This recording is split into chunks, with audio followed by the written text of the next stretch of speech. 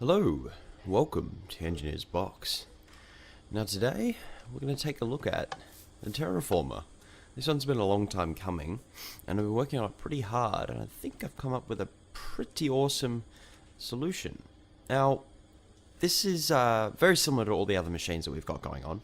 They all follow the same IC2 format. However, this one's slightly different in that it uses a GUI to put the TFBPs in. Now, TFBP is a Terraformer blueprint. So, if we actually just take a look at one of these terraformers.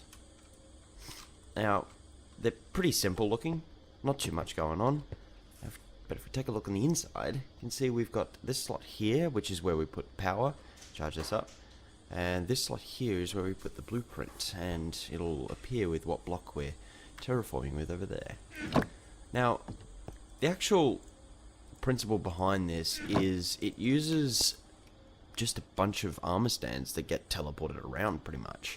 There isn't too much special going on with it. It's like all the other machines where it just summons them all in with leash knots and then spawning the main armor stand on top of that, and then just applying a few changes to some scoreboards, allowing it to be used. So why don't we take a look at how one of these actually works. Take the terraformer, we'll take some of these and let's terraform with red sand. So, if we go over here a little bit and place this down, like so. Stick on the inside. Now, these RA batteries, they'll last for 10 uses as per every machine. And 10 uses in this case means that it can do 10 lots of terraforms, so it can shift all the armor stands around and set the block underneath 10 times. So, if we put this in, you can see it's all charged up now. I haven't actually done an animation for this going down, but that will be something I do in the future. So let's put this in, and if we take a look, you can see that it starts terraforming. It's fairly slow, and the area is quite large.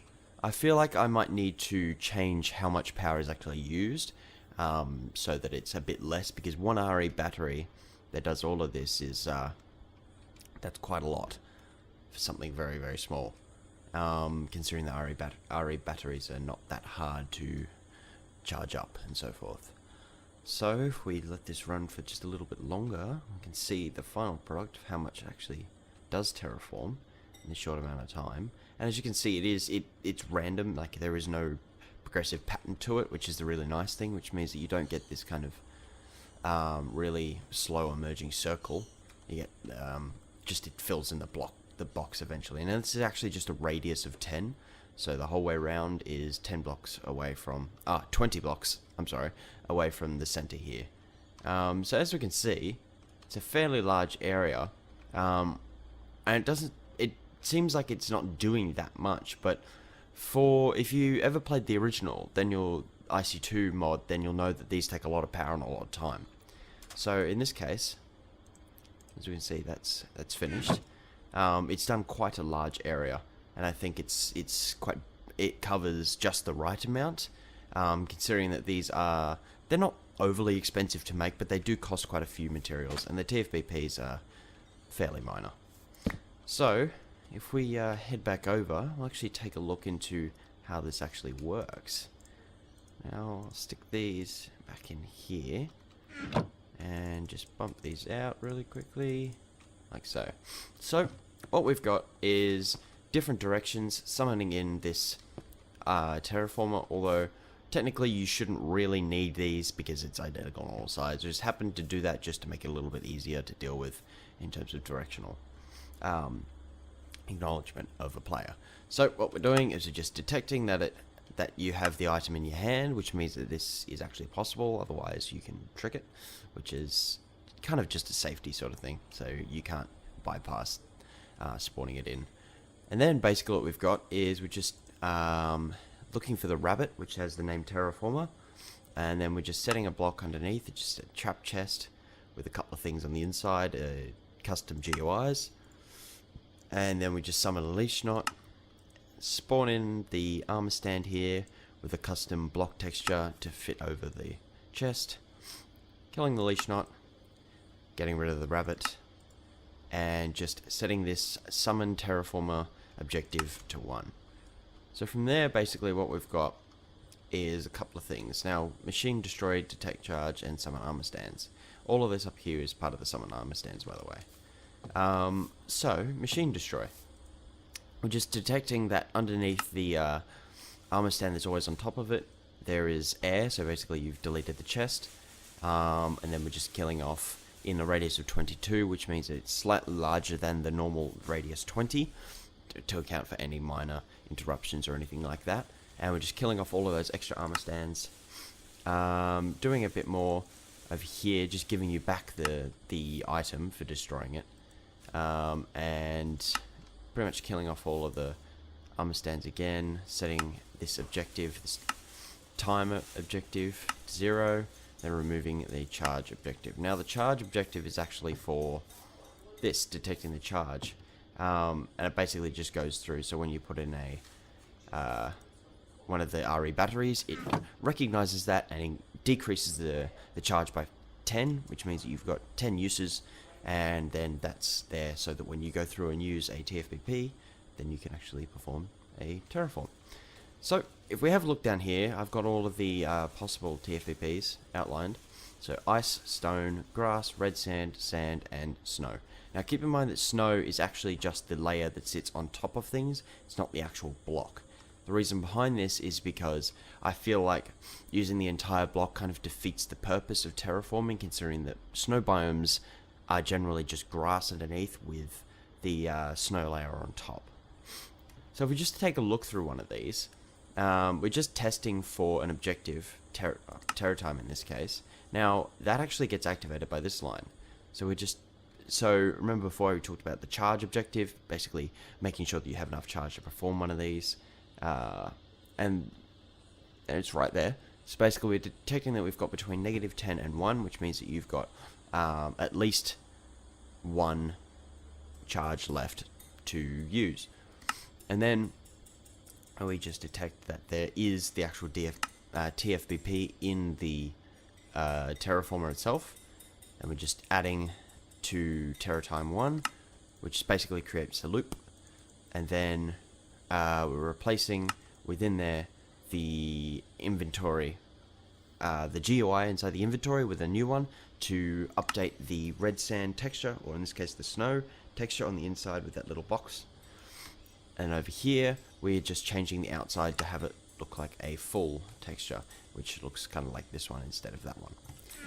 Basically then from there we're just detecting that between when it gets to 100 ticks, it will just set that objective to 0, and then add 1 to the charge objective, which means you've got 9 uses left, and then just spread the players out in a 20-20 radius on the X and on the Z axes, and then we're just setting the snow layer underneath, or right where the armor stand is.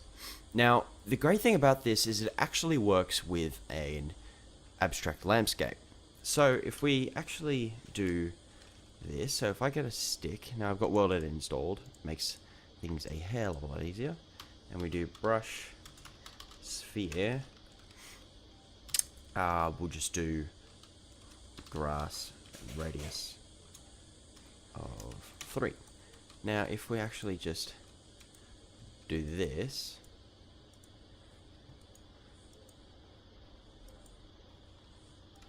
like so, and we get ourselves another terraformer, you'll be able to see that this actually, yes, it does adapt to the surroundings. So grab a terraformer, grab some of the RE batteries, and let's just